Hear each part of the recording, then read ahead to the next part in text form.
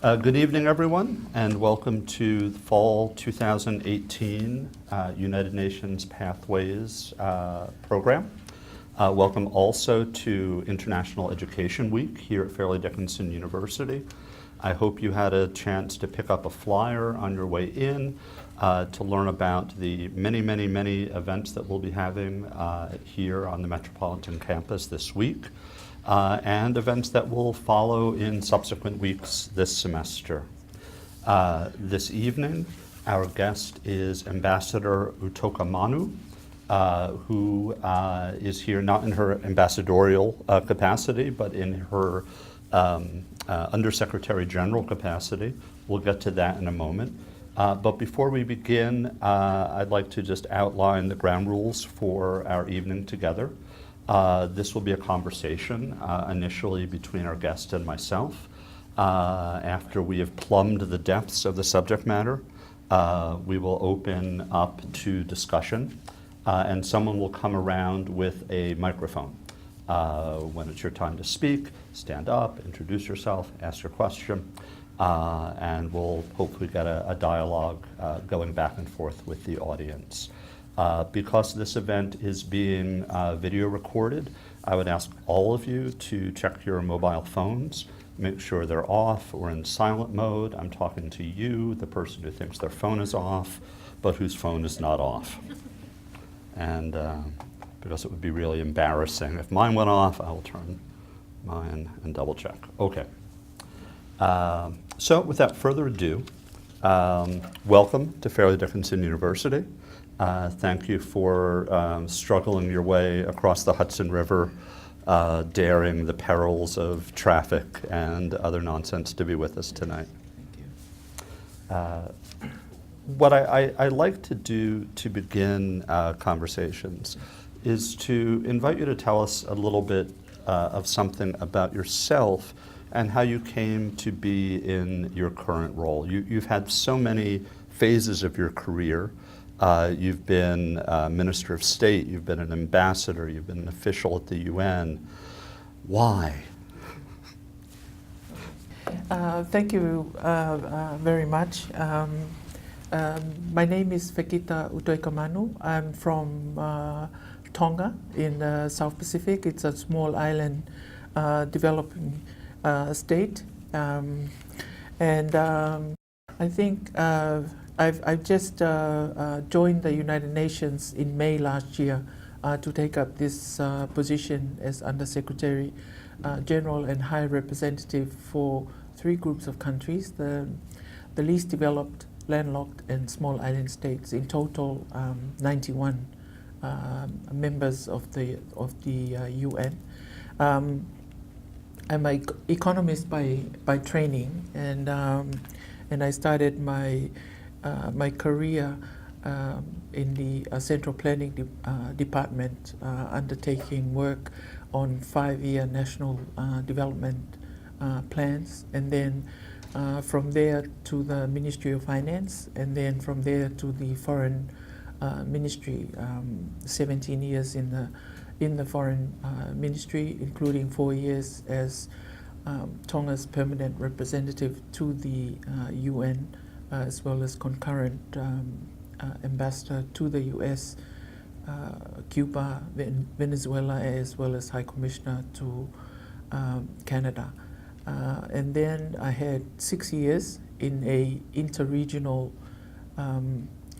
intergovernmental organization, the Secretariat of the Pacific Community, covering 26 countries, including all Pacific islands, and 4 metropolitan members, including France, the US, New Zealand, and Australia, as Deputy Director General and also the Director of the Human Development Program. And then back to government as the Chief Executive of the Ministry of Tourism briefly before joining the UN. I think the career path was leading up to this position, with national experience, also UN experience, as well as the regional experience as well. Well, your portfolio, as you mentioned, embraces 91 countries that are UN members, and quite possibly a few that have not sought UN membership yet. It embraces least developed countries. It embraces landlocked developing countries, and also small island developing countries. Is there something, and there's no easy way to put this, is there something that all of these countries have in common other than being less developed? The commonalities between these three groups of countries is the fact that they're vulnerable, and their vulnerability is, for the small island developing states, it's a different focus of vulnerability, and the least developed, and as well as the landlocked. But the office was established in 2001 because there was a need to put in a structure towards supporting the vulnerable groups of countries, and there are specific programs of action for the groups of countries. So we have the Samoa Pathway for the small island developing states, the Istanbul Program of Action for the least developed, and then the Vienna Program of Action for the landlocked developing countries. Let's focus first on the least developed countries. There are approximately 47. 47. Yes. What does the program of action entail, broadly speaking? Well, the least developed countries are a group of countries that have been, assessed to be in that category.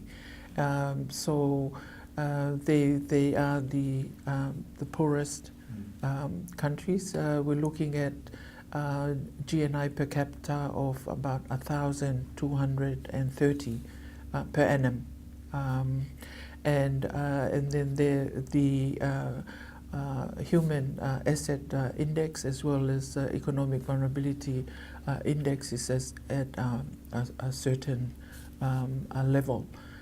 So the main issues with regards to the least developed countries is the structural challenges and requiring structural transformation to the economy,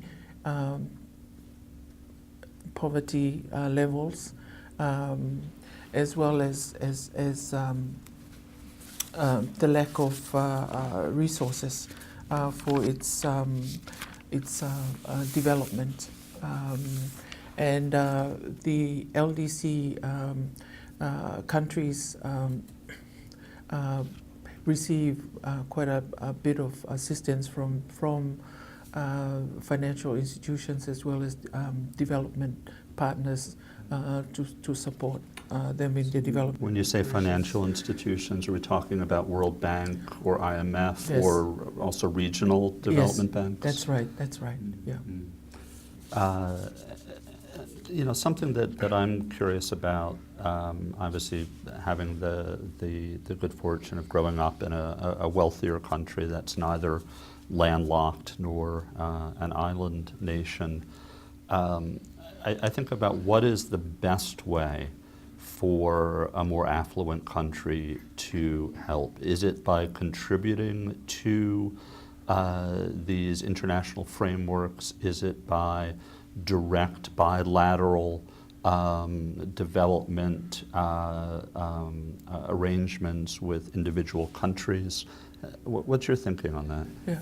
Well, for example, for the least developed countries, we have the Istanbul Program of Action, and that is a negotiated and agreed global framework that's negotiated both by the member states as well as development partners. Agreeing on the goals, and for the LDCs, it's poverty eradication, the achievement of the agreed international development goals, and then thirdly, enable graduation from the LDC status, and then the development community also agreed on 8 priority areas, including productive capacity, agriculture, food security and rural development, commodities, human and social development, mobilizing financial resources for development and capacity building and good governance at all levels. So the Istanbul Program of Action has the goals, 47 goals and targets, responsibilities for the member states as primary responsibility for development, and then there is also commitments that are made by the development partners in certain areas. For example, a certain percentage of the ODA to be committed towards ODA. Yes, the Overseas Development Assistance to LDCs. Yeah. Interesting. You mentioned or you used the language of vulnerability, which caused me to think about endangered species. And every once in a while we hear good news about an endangered species being taken off the list, no longer being endangered. Are there cases, noteworthy cases, of LDCs coming off the list and achieving a new national prosperity? And could you talk a little bit about those? Yes. With the LDCs, as I noted earlier, there are certain criteria which are assessed and brings the country into the list of least developed countries. And then by the same token, there is also a criteria for graduation or being removed from the... Do you use the language of graduation yes, in that context? we call it graduation.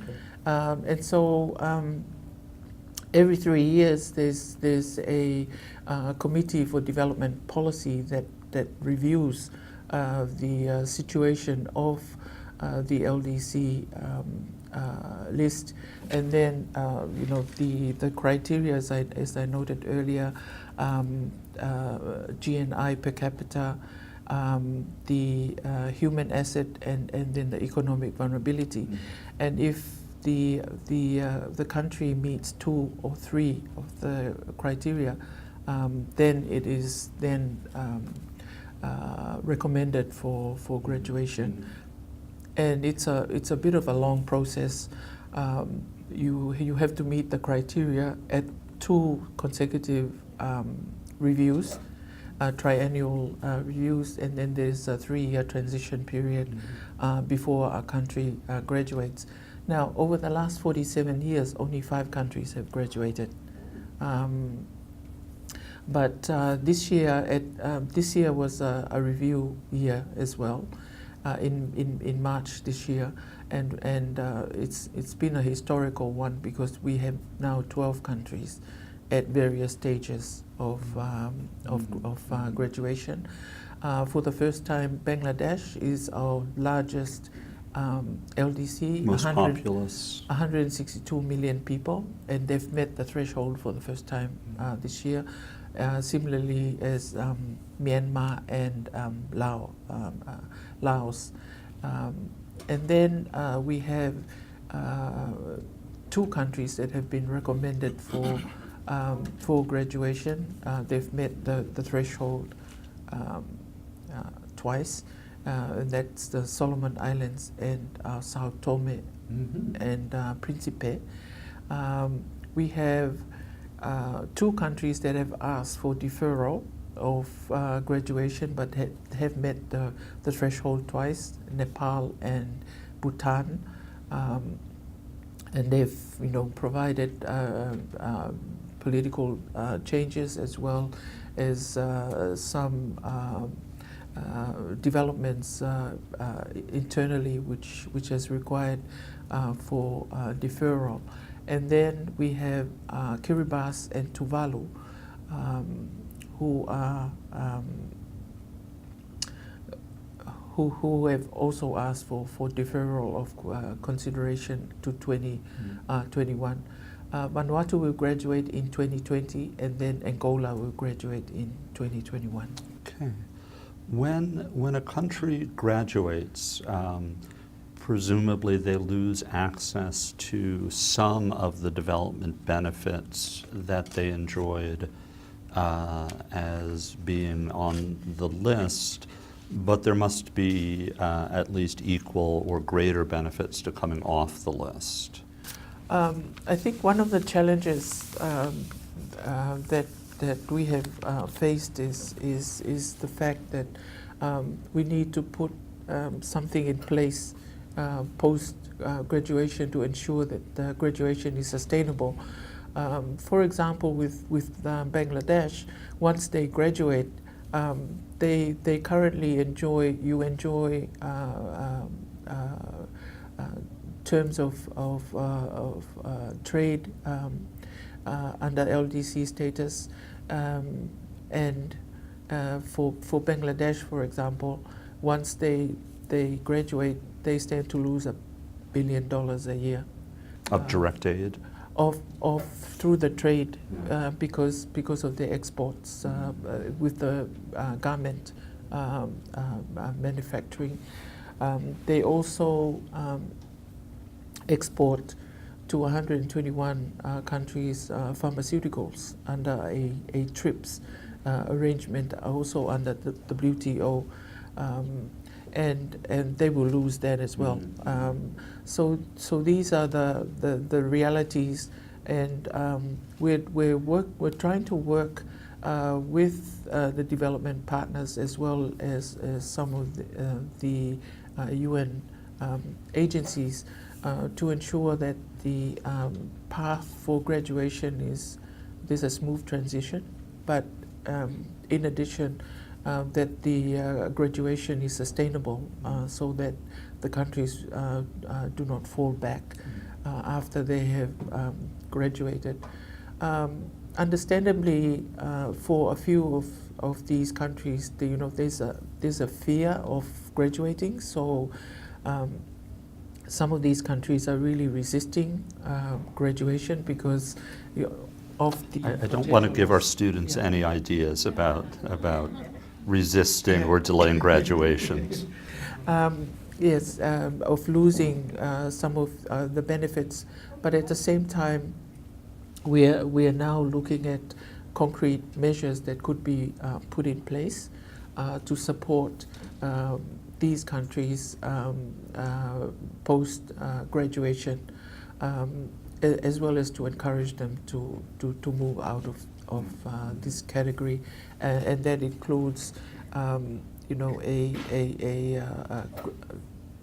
transition strategy for graduation to prepare them over a 6-year period of time until they actually graduate. Let's turn to the landlocked developing countries.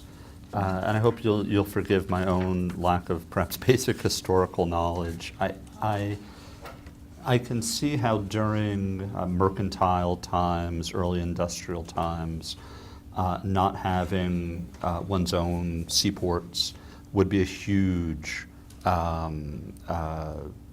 barrier to economic development. Are we looking now at sort of the residual effects of those earlier periods, or are there still compelling obstacles to development caused by being landlocked? I think there's 32 countries in the landlocked group of countries, and there's quite a wide geographic distribution. We have 12 countries from Africa, and then there's 6 countries from Eastern Europe, and then there's Central Asia, and then 2 countries in Latin America. The obstacles is still quite real. In addition to high cost of transportation for landlocked countries, we still, for some of them, have issues in terms of transit and access. For example, with Zambia, I think they have to negotiate 8. There's 8 exit borders. So just to ship goods in yes, or out. So they're surrounded by 8 different countries. So if they want access in and out of those countries, then they have to negotiate that. So their concerns is securing access, reducing cost and improve services, so to increase the competitiveness of their exports, reduce the delivered cost of imports, address problems of delays and uncertainties in trade routes, develop adequate national networks, reduce loss, damage and deterioration en route, open the way to export expansion, improve the safety of road transport and the security of people along the corridors. Do the exports of these landlocked countries, are they typically agricultural or are they increasingly diversified? I think the bulk would be agricultural, but it's also increasingly diversified as well. Yeah. Including manufacturing. Yes, and the that's like. right. That's right. Yeah. I mean, the dangers of being a primarily agricultural exporting country with barriers to transportation are that your post-harvest losses of perishable crops can be monumental. Yes. Are there particular strategies that are being adopted to address that aspect? Yes. So there's agreements to look at trade facilitation, and then with the World Customs Organization, they're trying to standardize the procedures and arrangements to really facilitate easy throughput. So containerization. That's right. And so That's forth. right. Yes, so most of the countries have signed up to some of these international agreements and treaties, and part of the support would also be in terms of how they can implement these treaties so that it does benefit them. For example, they're trying to reduce the number of days from the container from getting from the port to the landlocked country to 7 days. Yeah. So for some of them, it's much longer than 7 days, and so those are just some of the targets. And air freight is just commercially and economically not feasible. It's not feasible because these countries are developing countries. The air transport is not really. It's far too expensive. Too expensive, and maybe not too developed as well. Turning now to the small island developing countries, you yourself are a native of Tonga. Is Tonga on the list of small developing island nations? Yes, it is. we have 38 members of the UN that are in the small island developing states, and then there's 20 other countries that are small island states and also organizations, but are not members of the UN that are part of the SIDS network. When I think of Tonga and some of the other nations, and I think many Americans probably share this prejudice, we think island paradise, what could possibly be bad? Share with us what some of those particular vulnerabilities are for the small island developing countries. So I think the landlocked countries have they're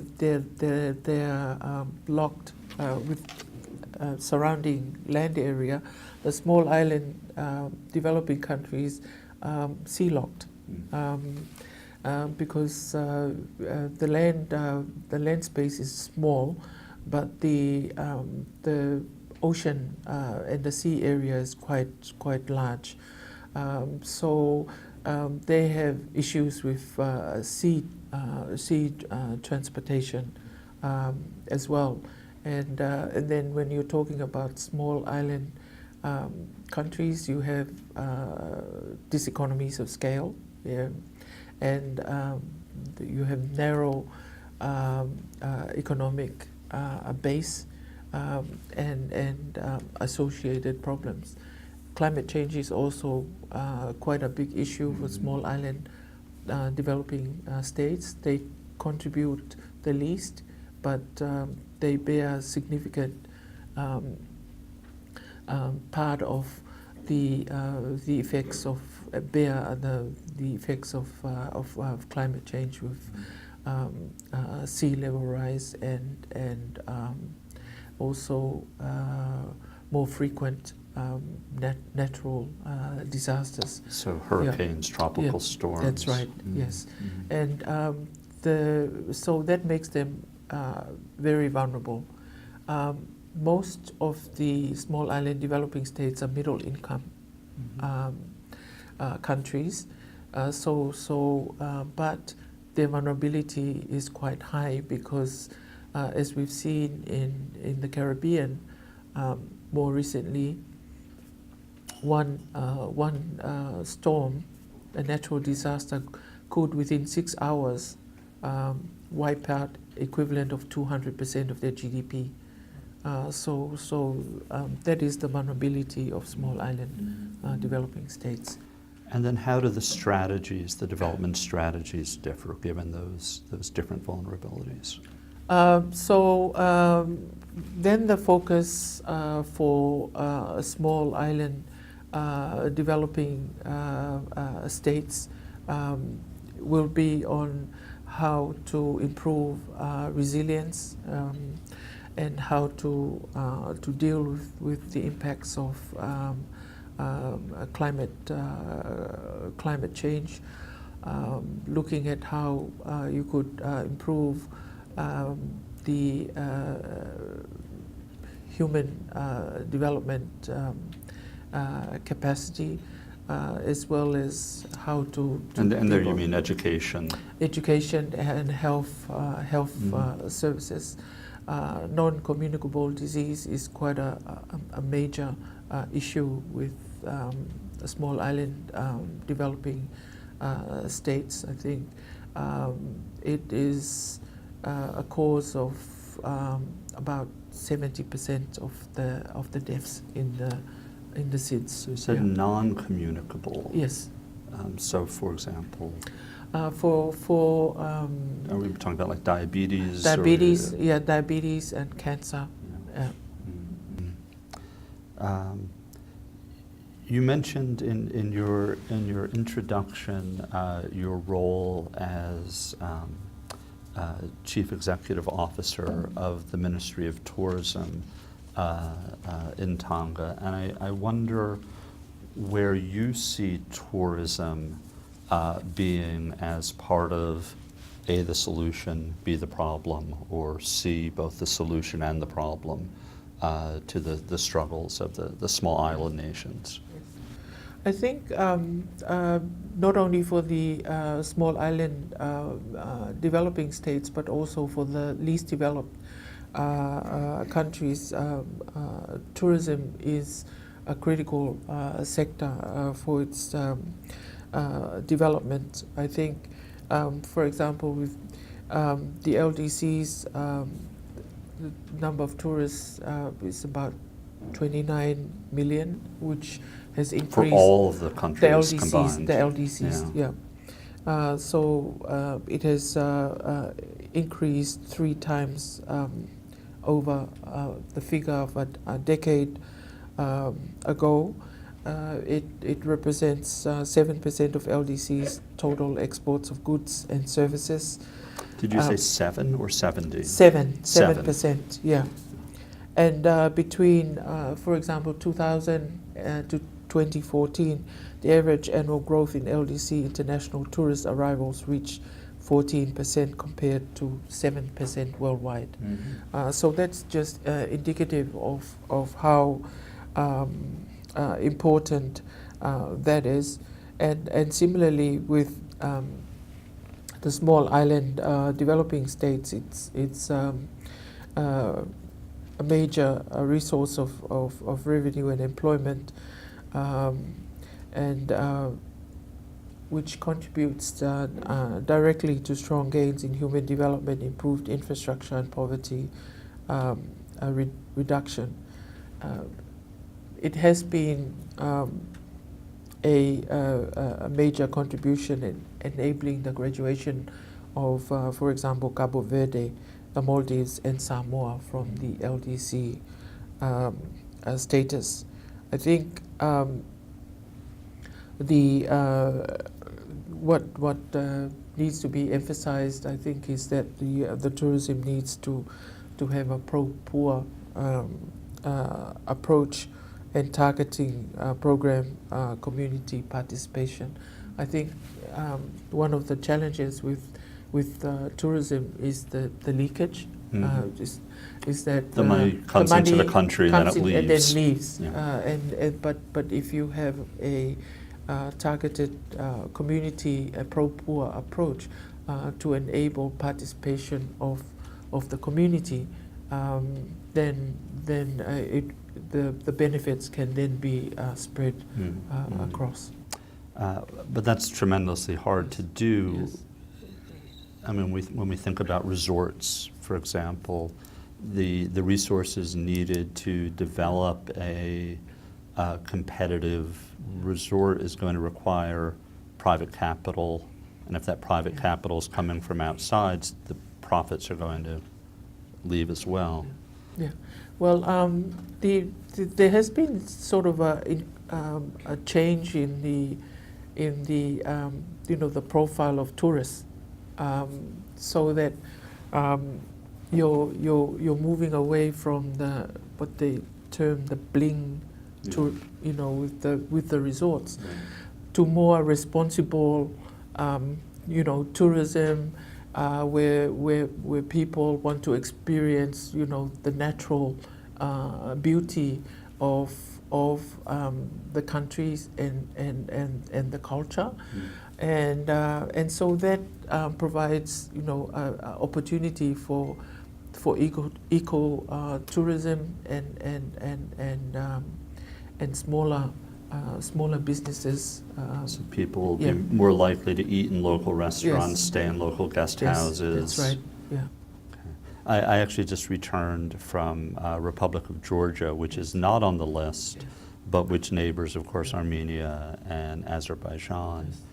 The challenges there are considerable when you think about how to market to an international market, a smaller country, a country that's perhaps less accessible by air travel, no direct flights. How are those challenges? I'm sorry to dwell upon tourism, but I find it fascinating. How are those obstacles being addressed? Well, both Armenia and Azerbaijan is on the landlocked Right, because yeah, the Caspian Sea yes, doesn't count. Yeah, the landlocked developing countries. Mm. Yeah, so those are issues that we are looking at. For the landlocked, we just they established for the first time a interregional think tank in organization in which is based in Mongolia, to look at providing support for the landlocked countries. And interestingly, one of the pieces of research that the think tank has done is looking at air linkages in Eastern Europe, and sort of looking at the benefits of liberalizing the air connections with the Eastern European countries, and sort of coming out with that it would really benefit them if they liberalized, instead of just having more controlled air the airports transport. also tend to be privately owned Yes, in many yes. of these countries, Yes. which can create obstacles, Yes. or is that? I think we one of the things that we're looking at is how the countries in the landlocked can get support for development of infrastructure for both private and public, and airport infrastructure would be one of those things that we would be looking at as well. I'm going to look into the interregional think tank, maybe not tonight, maybe tomorrow, because I'm very interested in how the LDCs cooperate with each other or don't cooperate with each other, to the extent that they are competing for scarce resources, whether they be development dollars or whether they be tourism dollars, and the extent to which they could find common ground, common solutions, help each other. Yes. Could you give us some positive, hopeful examples? Well, for the LDCs, of course, the work of our office is to support all 47 LDCs, and we're looking at common issues, and how we can support them in there. Of course, each of these countries have sovereign right to negotiate bilaterally or multilaterally outside of what support that the UN system can provide. But the Istanbul Program of Action is the global framework for support to the LDCs, as I said earlier, negotiated with the development partners and the whole UN membership and agreed. Similarly, the Samoa pathway for the small island developing states, it's the only global framework that focuses specifically on small island developing states. In past UN Pathways forums, we've talked quite a bit about the United Nations Sustainable Development Goals for 2030. To what extent are those goals complementary to the Istanbul Agenda and the other programs of action? Well, the 2030 Agenda was adopted in 2015 after all of the three programs of actions had been negotiated and agreed. The Samoa pathway was adopted in 2014, so it is the closest, I think, in terms of timing to the 2015. So the 2015 SDGs has includes a lot of what is in the Samoa pathway, but also there is a firm commitment within the 2030 agenda to supporting and enhancing the programs of actions for the vulnerable countries. So the focus, so there is a focus on the 2030 agenda on the vulnerable countries and their respective programs of action as well. At the same time, there's the 2030 agenda is very broad, and the programs of action for these groups of countries are more targeted. So there are certain elements that are included in the programs of action that are not reflected in the SDGs. So the two of them together. They're not a perfect match, yes, but they're complementary. Complementary. Yes. We touched very briefly on the importance of health infrastructure in human development, social development in the least developed countries. I'd like to turn to education just for a few minutes. What in general, if you can speak in general, is the condition of the educational systems, both the sort of general education and higher education, if you will? For the least developed. For the least developed countries, I think there has been quite a lot of progress in terms of the level of education, but still more needs to be done.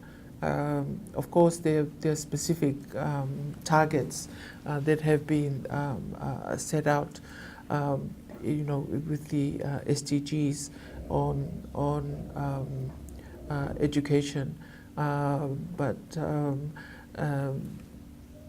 there's still that's still one of the areas that requires support for the LDCs, and it has to deal with, first of all, access, and then you look at the infrastructure, and then you look at for example, teachers and materials, and that requires a lot of financial support. So that is one of the priority areas for the LDCs. Yeah. To what extent is migration a challenge to these countries? And here I'm thinking about first migration of, you might say the best and the brightest, who might be going to study in another country and may not come back, or individuals with particularly marketable skills going to other countries for work and then not coming back. Yeah. I think remittances plays a large part of the development of and of remittances are when a migrant would send money back send to money family. back, yes, and for the small island developing countries as well as the LDCs, remittances is quite significant. Could it be measured as a percentage of GDP? Yes. I think it goes up as high as over 50% of GDP. So I guess there are pros and cons of migration. You have people, you have the brain drain, but at the same time, the benefits that are derived, economic benefits that are derived from migration is something that that cannot be acquired if the people stayed back in the country. So it's I guess it's a juggling act of ensuring that you have a system in place to train people to fill the gaps, while at the same time, So you have the trained people migrating, but there's also seasonal work going on. Mostly agricultural labor. Agricultural laborers, and people go for 6 months to pick fruits during fruit picking time, and then return back, and that's a program that's been ongoing in these countries for a number of years as well. Before we turn over the conversation to the voracious students and faculty and staff of Fairleigh Dickinson, what haven't we touched on that you would like to discuss? Because I know we've barely scratched the surface. Yes. Just in terms of the main functions of our office. So first of all is the advocacy. We have an advocacy role to advocate for these vulnerable groups of countries, to ensure that their issues remain high on the global agenda. Secondly, in terms of resource mobilization, and then thirdly, in terms of coordination of what the UN system is doing in these countries, and we have interagency group that meet for the three groups of countries to ensure that we have a coordinated approach in delivering on the ground. Interagency cutting across just the UN. Political affairs, Yes, economic, right. social. Yes. We have, I think, about 40 agencies that are working in these countries. Yeah.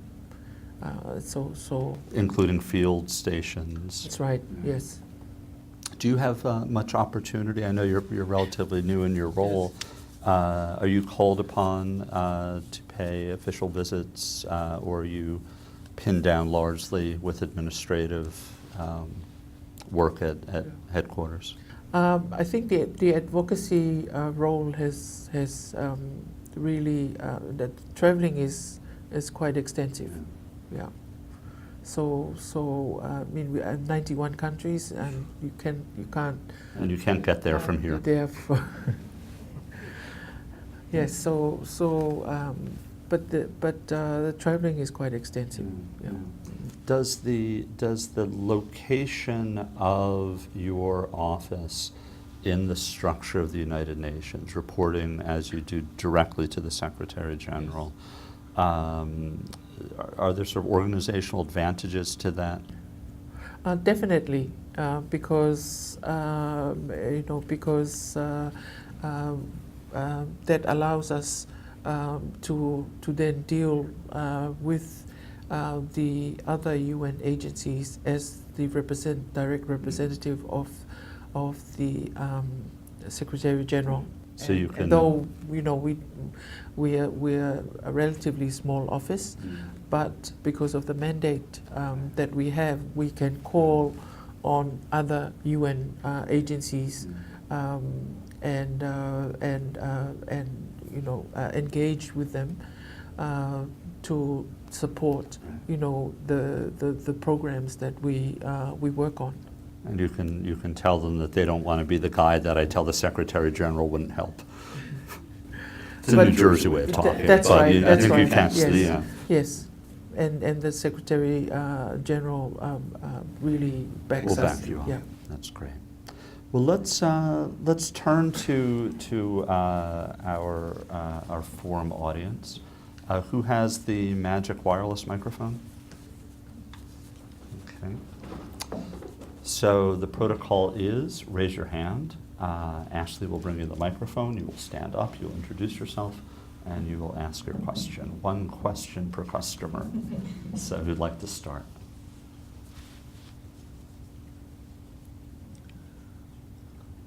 Oh, don't be shy. The handsome student affairs official in the second row. Good evening. My name's Mark Sapara. I'm on the Alumni Board of Governors at FDU. I was really interested in some of the things that you were saying related to tourism and the advantages that that plays in helping these countries rise, and certainly the idea of migration and remittance and how important that is to the survival of people who cannot get to other places but really benefit from the ability to have that money sent back. So in an effort to not get too political, but I can't always help myself, how is our very interesting political climate in the United States now? I don't know what he's talking about. Do whatever you want with that. As it relates to migration and perception of others, especially in underdeveloped countries, how is that being perceived on the larger, in the larger global sphere? I'm sure they love it. I think you know, one of the compacts that have been negotiated over the last year is the migration compact which tries to, you know, to standardize the procedure and arrangements for migration, and there has been growing support for this compact, and I can only you know, quote what the president you know, said at the General Assembly during the high-level week, that the U.S. is not supporting the migration compact, you know, because of sovereignty issues. But I think in terms of the developing countries, they still view the United States as a country where there are a lot of opportunities, and so there's still a high demand to migrate to the United States. And certainly the United States is not alone in having a less than hospitable approach to migrants.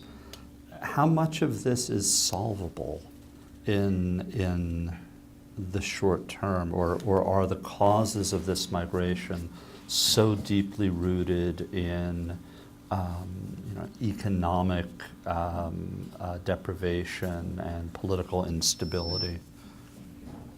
Some of the migration is for economic reasons, and then you know, another area would be you know, with the refugees, and so I guess you know, countries would have to deal with what is best, you know, for each of these countries, and then tailor their migration policies accordingly, taking into consideration the you know, the benefits, but also the risks involved.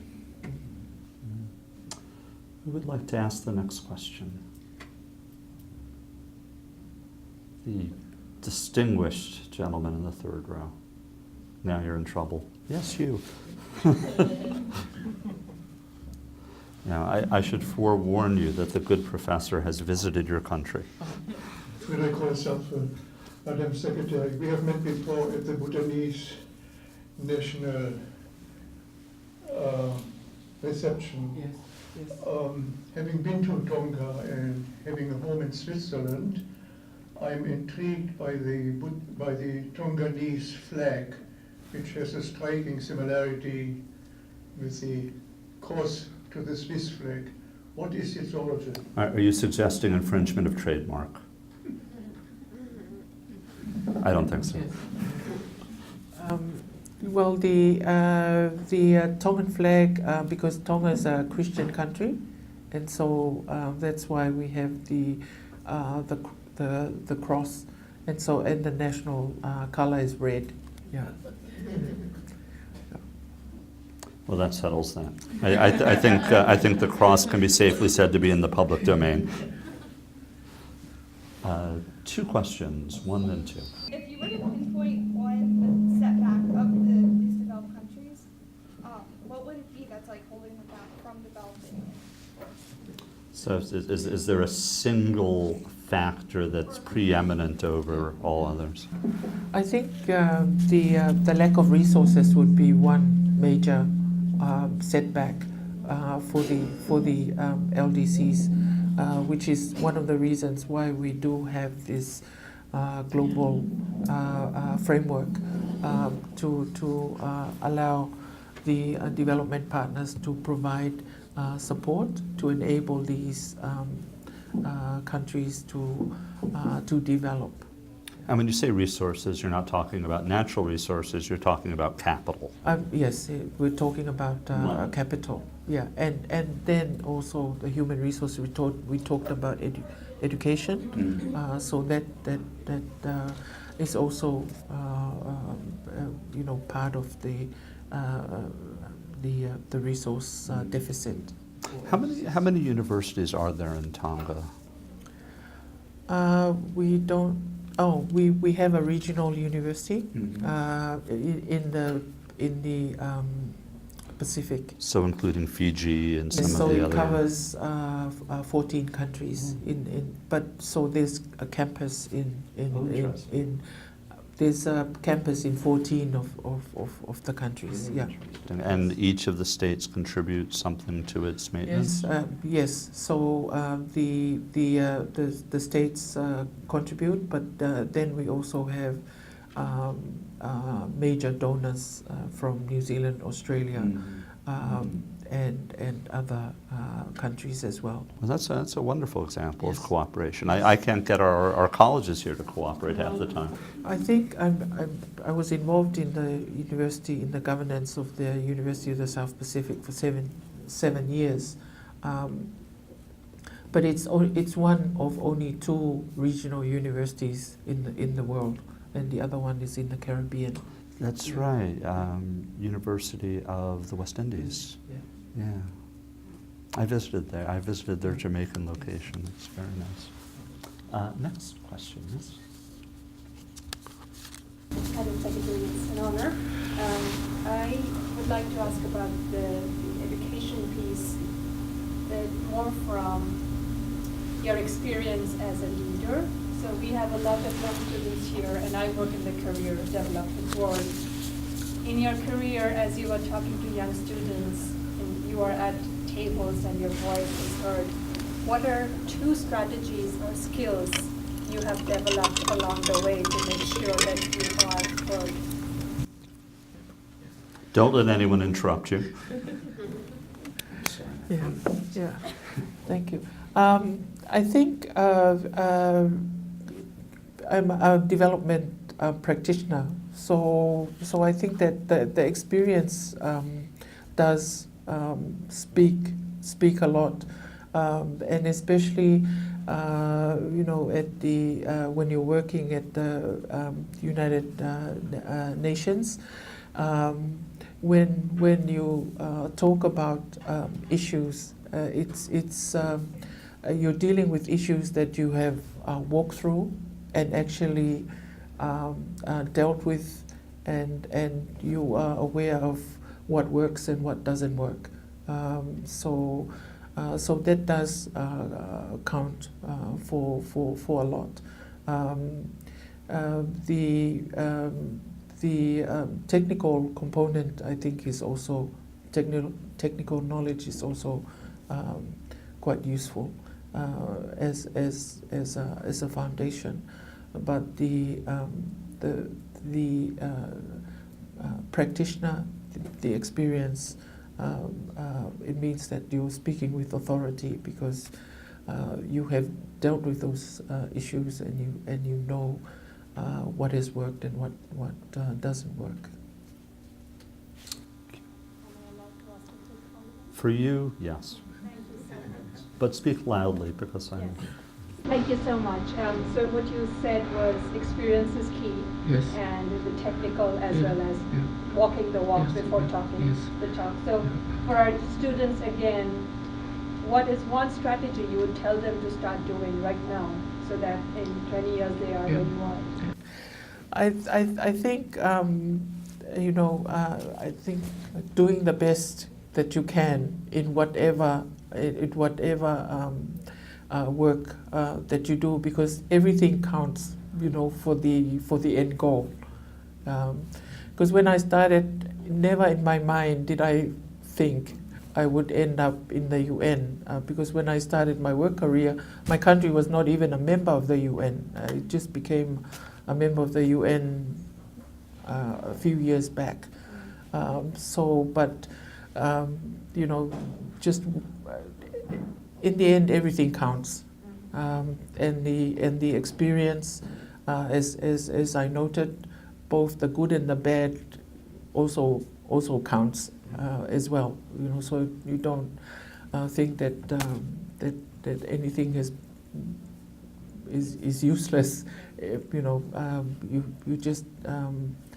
just take what you need to do and do your best, and then you move on to the next stage, and you move on. Thank you. I think we have time for either one long, complicated question or two simple questions.